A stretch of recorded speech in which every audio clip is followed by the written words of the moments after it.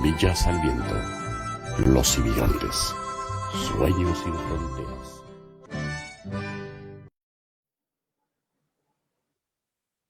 Señores, gracias por estar con nosotros como cada viernes, 6 en punto. Bueno, un poquito más, un poco menos por fallas técnicas que no podemos por más evitar, aunque estamos utilizando la tecnología, pero con el gusto de estar en estas Semillas al Viento con Chahuita, doña Isaura Chan, gracias Chahui, con el diácono Lorenzo, gracias. Muchos temas, Lorenzo, muchos temas muy interesantes que ha pasado, que ha hecho el pastoral de movilidad a favor de los migrantes, pero hay un tema que quedó la semana pasada, Lorenzo, pendiente, es que estaba interesante la plática que dices, y es de la Jornada Mundial de la Pobreza. Entonces, sería, si te parece, Chahui, si parece, Lorenzo, retomarla, mi querido Lorenzo, y después hablar de lo que se hace, las experiencias que se vive de pastoral, de la movilidad, en apoyo a todos los migrantes que se está teniendo, Lorenzo.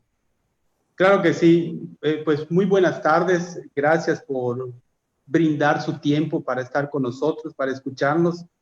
Y como le decía a Chahuita, la oración de ustedes fortalece a todas las personas que están al servicio de esos migrantes que realmente sufren la pobreza, una pobreza terrible. Luego les contaré las experiencias. Continuando con lo de la Jornada Mundial de los Pobres, les comentaba de que hoy me gustaría que más adelante leyeran el Evangelio de... ¿Dónde lo tengo?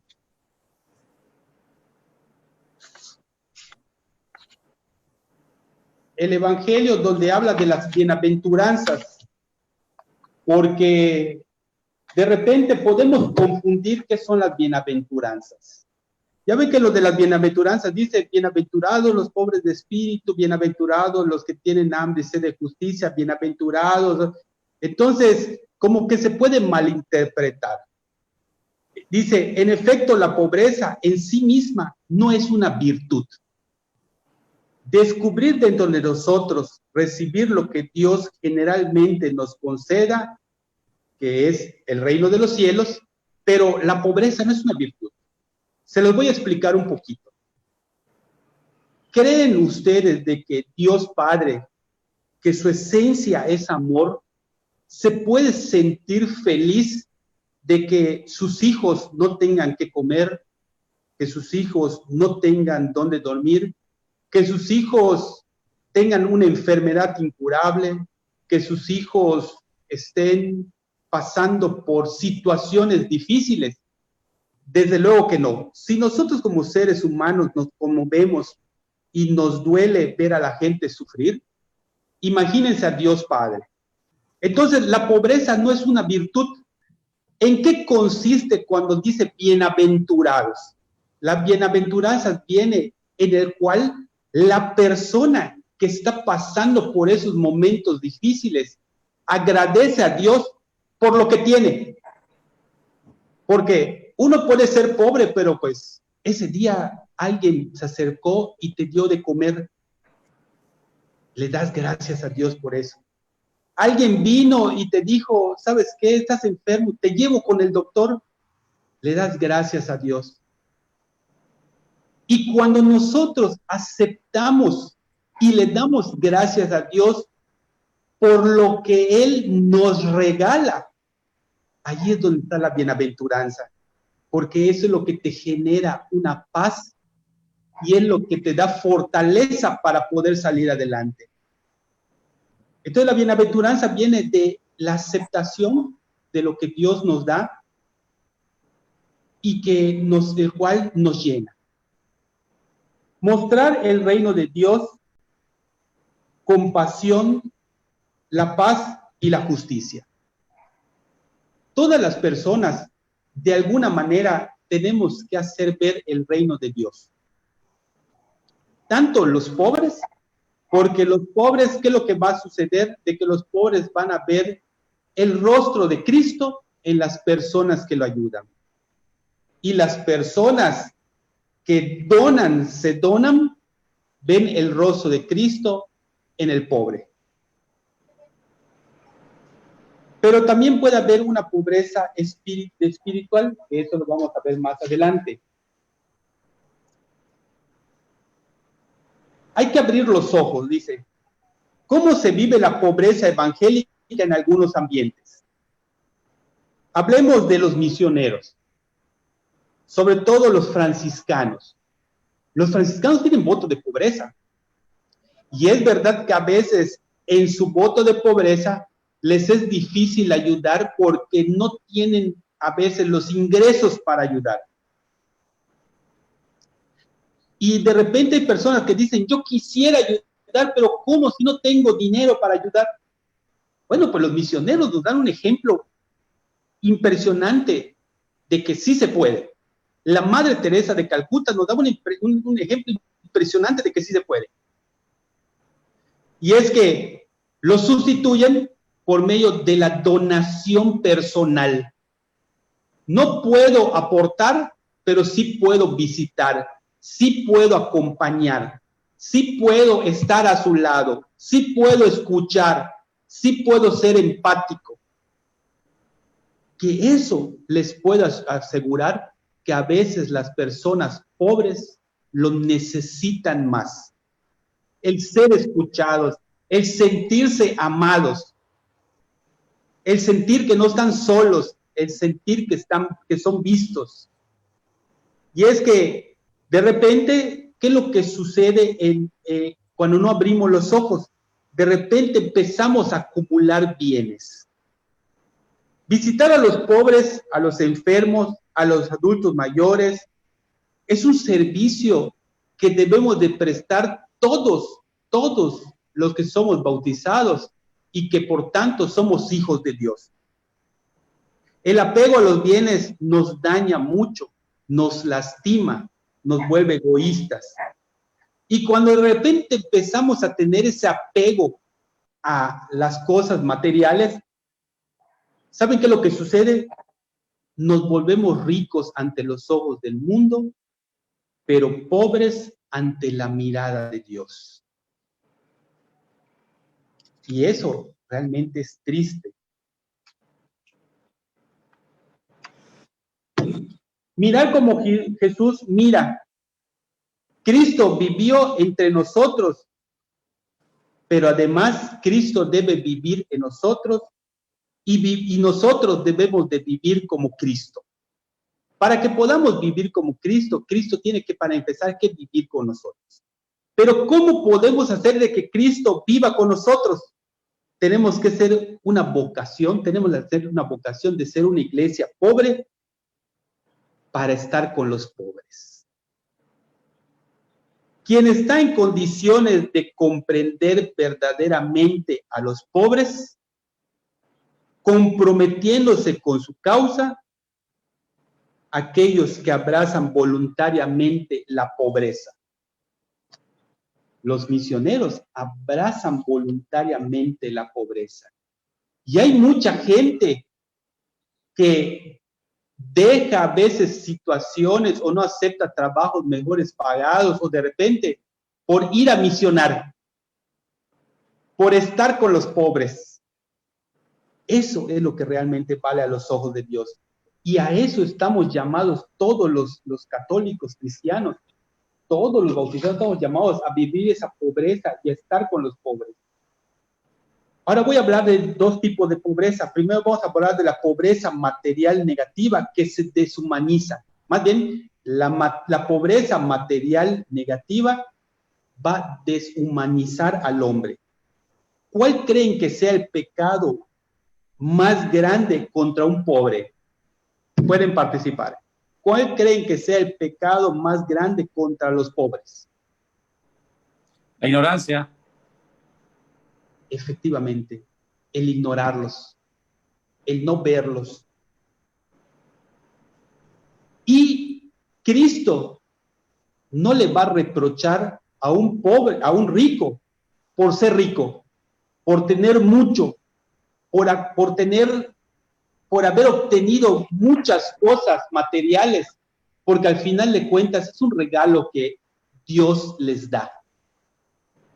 lo que va a reprochar es que yo te di todo esto para que lo compartieras. ¿Por qué no lo hiciste?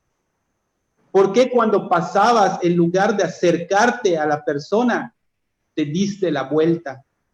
¿Por qué tapaste tus oídos para no escuchar los gritos? ¿Por qué cerraste los ojos?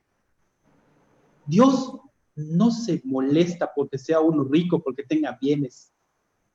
Dios se entristece porque no compartes lo que Él mismo te dio. Porque al final de cuentas, todo lo que tenemos es un regalo de Dios, sea mucho o poco. Entonces vas a ser bienaventurado cuando, ¿dónde va a ser nuestra bienaventuranza también de nosotros? Cuando entendamos que lo mucho que tenemos es porque Dios nos los dio. Y nos los dio para compartirlo, para esparcirlo. Cristo se identifica con los pobres porque vivió con los pobres, estuvo con los pobres. Pero también están de acuerdo que Cristo también estuvo con los ricos.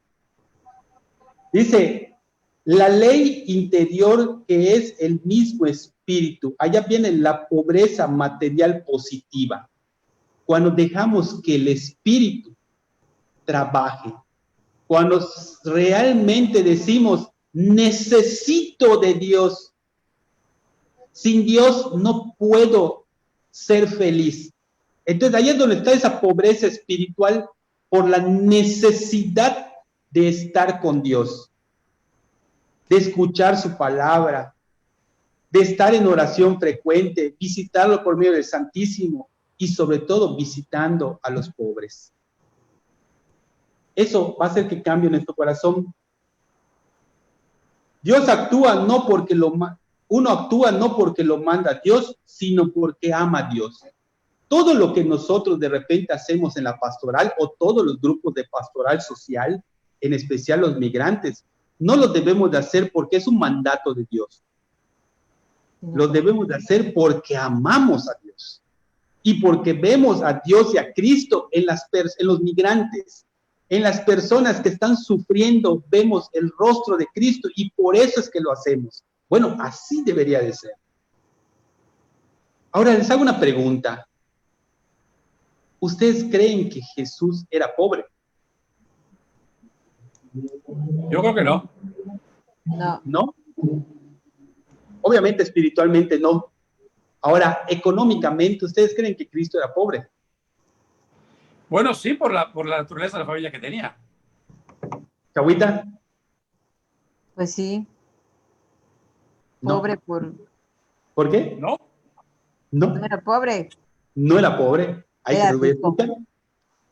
No era millonario, pero tenía. Y les voy a decir por qué tenía. Y allá es donde vamos a entender por qué debemos de vivir con Cristo. En eso está la clave. Cristo no era Por las pobre. que tenía. Porque Cristo, para empezar, era artesano. Era carpintero. Y la carpintería estaba bien pagada. Acuérdense cómo eran los muebles de aquel entonces. Eran obras de arte. Y solo un artesano podría hacer eso. Por lo tanto, Cristo, como carpintero que era, se ganaba bien. Además de eso, como rabino, vamos a decir, como predicador, ya tenía mucho prestigio. Y mucha gente lo seguía. Y mucha gente de dinero lo seguía. Y esa gente, como obviamente, imagínense, escuchar a Cristo hablar, creen que ellos desinteresadamente decían, ¿se acuerdan lo que dijo, cómo se llama? Dijo, todo lo que yo tenga, voy a repartir la mitad. Y al que le robé, le voy a devolver 10 veces más. Entonces, ¿creen que la gente que lo escuchaba predicar no le decía, Señor, aquí tienes para que puedas continuar con lo que estás haciendo? ¿Creen que no motivaba a Cristo a las personas? Desde luego que sí. ¿Pero qué es lo que pasaba con todo lo que recibía? Lo daba. Entonces Cristo realmente no era pobre. Cristo tenía, pero lo compartía. Que eso es lo que tenemos que hacer. Tenemos que compartirlo, tenemos que darlo, tenemos que distribuirlo. Imagínense así hicieran las personas millonarias, los gobiernos que sean realmente leyes que realmente estén verdaderamente a favor de los pobres y no migajas. Si imitáramos, creo que el 20% de lo que Cristo hacía. Oye, Lorenzo, entonces Sí. todo esto que se está manejando de la Jornada Mundial de los Pobres, de lo que, cómo era Jesús, va a impactar realmente en lo que es el pastoral de movilidad, en el cual trabajar con todos y cada uno de los migrantes es muy importante porque es el trabajo, y más que un trabajo, es un servicio que hay que dar. Más que servicio, le llamaría una donación. Es una donación de uno mismo. De hecho, lo que al final para no continuar, porque ya me gustó lo que usted dijo, una de las cosas que nos pide don Gustavo es de que precisamente todos los grupos apostólicos, el catecismo, las oraciones, los ministros, el equipo de liturgia, sobre todo los equipos de servicio, hablen sobre la pastoral. En serio, usted hágale una pregunta a cualquier catequista. ¿Qué sabes de la pastoral social? No te van a saber decir. No saben si tiene 9 dimensiones, no saben si existe la pastoral penitenciaria, no saben si existe la pastoral de movilidad humana, no saben. ¿Por qué no lo saben? Porque nadie se los ha enseñado, porque nadie les ha dicho que la iglesia es un tripié y que es la pastoral litúrgica, la profética, la social. Nadie les ha dicho que... Oye, Lorenzo, nadie les ha dicho que la iglesia solamente es ir a misa los domingos y punto. Inclusive el catecismo es lo que enseñamos a orar, enseñamos los mandamientos, los sacramentos, las leyes de la iglesia, que debemos amar a Dios, pero nadie le dice, ok, debemos amar a Dios, pero por medio de quién debemos demostrar ese amor a Dios? ¿Hacia dónde dirigirnos?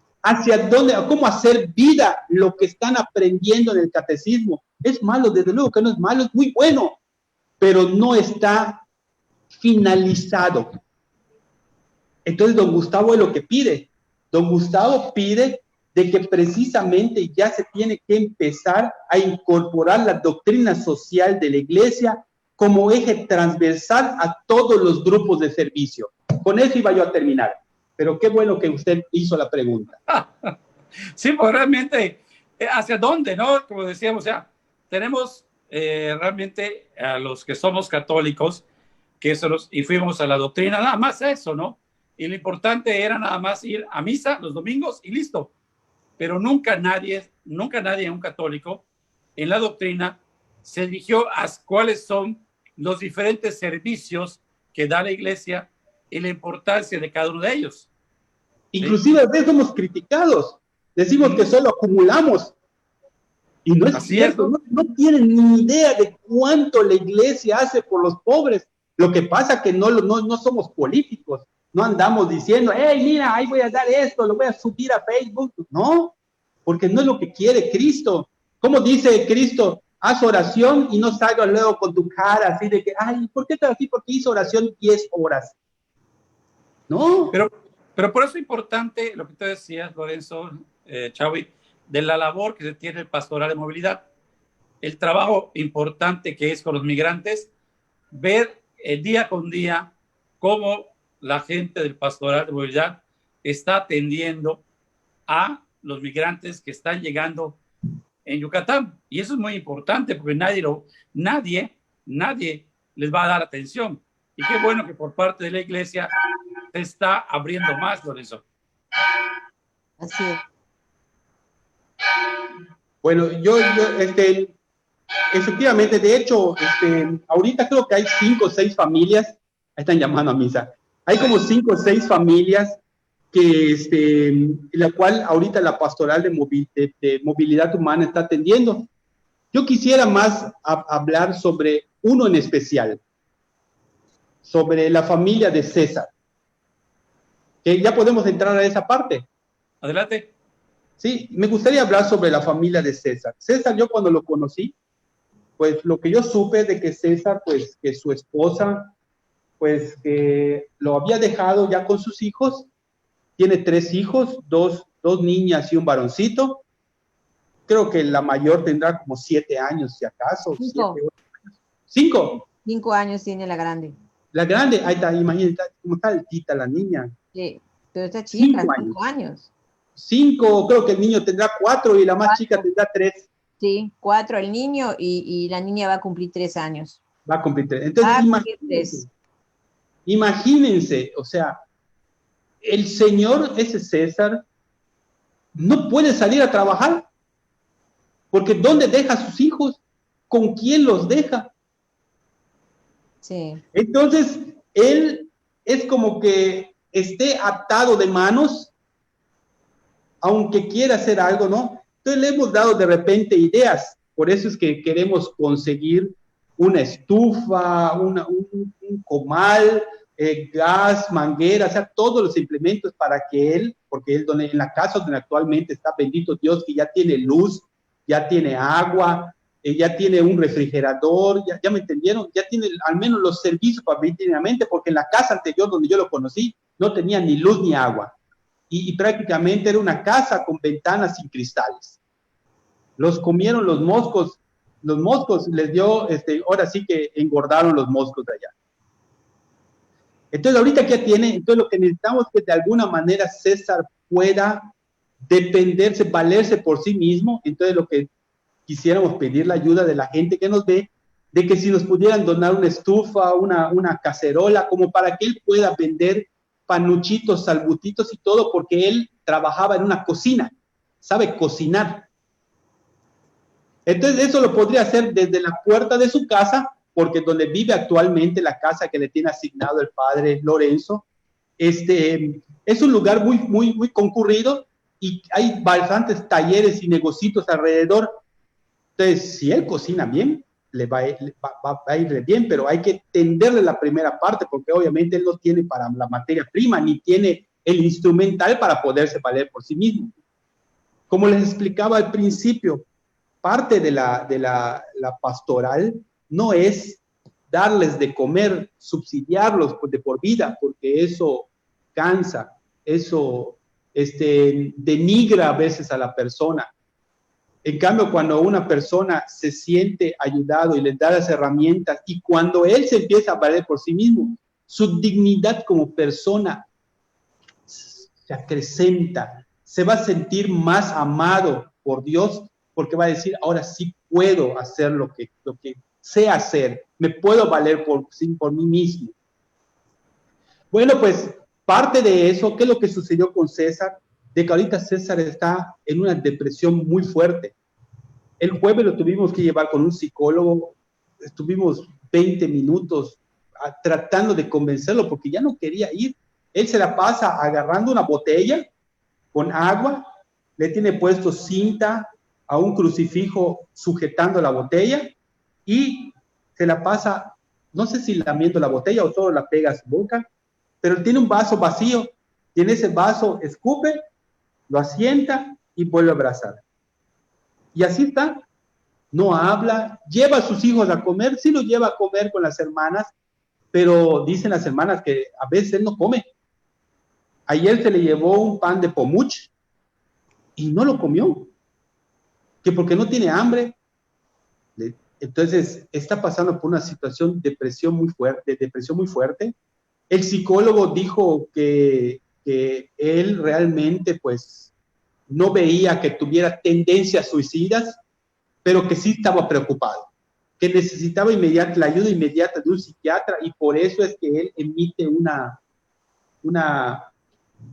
no sé cómo decirle, hace un escrito en la cual recomienda que tenga ayuda psiquiátrica, pero que él se ofrecía a dar acompañamiento psicológico, porque necesita de los dos, la psiquiatría por los medicamentos para estabilizarlo emocionalmente y la parte psicológica para el acompañamiento.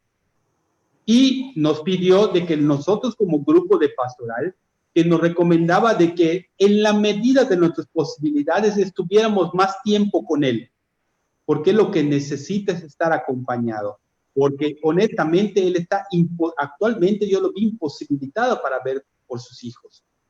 Entonces, eso es parte de lo que se vive en la pastoral social. Es una en la pastoral de migrantes es una parte triste, pero también hay las partes alegres. Oye, Lorenzo, pero ¿cuántos César más hay? Que eso es lo importante. ¿Cuántos ejemplos más de César mujeres pueden haber? Niños pueden haber. Y por eso el trabajo del pastoral es tan importante. Saber cómo en un momento determinado canalizarlos y apoyarlos. Imagínense lo que aparece en las noticias. En las noticias aparece cuántos migrantes cruzan todos los días. Y aquí tenemos a 5. ¿Y los demás? Así es. ¿Por qué situación estarán pasando? Pero les decía, para también animar a los que nos escuchan, así como hay esta situación triste, hay una situación también muy alegre. Hay unos de que ya les dieron trabajo en un ranchito, ya se van a ir a trabajar allá. La persona que les dio esa asistencia, pues no solo van a trabajar, sino que además van a tener un lugar donde vivir. No les va a cobrar la renta ni nada. Les va a pagar un sueldo por cuidar ese lugar. Y cuando haya las posibilidades, también pueden hacer sus trabajitos por fuera, ¿no? Hay otros que como son dos, es el hermano, el esposo, el cuñado, la esposa y la bebé, pues la señora se queda a cuidar a su hijito, a su bebito, y el cuñado con el esposo, pues salen a trabajar y después ahí están haciendo trabajos de pintura o hacen de hierro, entonces se ganan y los ves de otra manera, lo que decía, como ellos se están logrando sostener y están recibiendo el apoyo económico, entonces lo que logran ahorrar y todo, pues les sirve para hacer otras actividades. Y sentirse son importantes, que claro, son realmente, que están viviendo, ¿no? Eso es todo. Sí, así es, y tal vez hasta esté pasando por su mente, tal vez si seguimos ahorrando y nos siguen apoyando y seguimos esforzando, tal vez algún día tengamos nuestra propia casa. De veras, qué difícil es, como tú dices tú, para los migrantes, pero qué bueno de veras el trabajo del pastoral de movilidad, del trabajo que están haciendo acá en Yucatán. Ojalá, como decían también, que en todas las iglesias, en todas las parroquias de Yucatán, tengan un espacio, como lo ha dicho el arzobispo, para recibir a todos los migrantes, Lorenzo. Sí, y es que no solo es a los migrantes, es recibir a todo lo que es de la pastoral social. Todas las parroquias deberían tener su equipo de pastoral social. Así es, ¿no? Porque así es como hacemos vida el evangelio, por medio de la pastoral. Si no, tenemos una fe muerta. Así es. Definitivamente.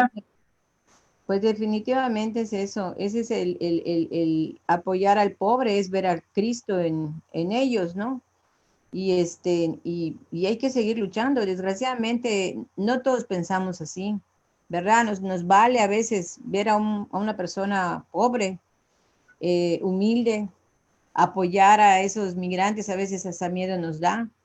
Y entonces, pues ahorita es el acompañamiento realmente, el apoyo con César. Yo el domingo lo vi bien, pero lo único que él decía era que solo le pedía 20 años más de vida a su creador, 20 años más de vida para ver crecer a sus hijos.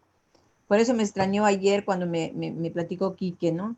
Entonces, así hay mucha gente, muchísima gente está sufriendo por eso, ¿no? Entonces, señores, de veras, Chaui, gracias, Lorenzo, gracias. Estamos en Semillas al Viento, como cada viernes, los esperamos hasta la próxima. Claro que sí, muchísimas gracias. Que tengan un bendecido fin de semana. Gracias, Diácono. Igualmente. Gracias, Diácono, igualmente. Bueno.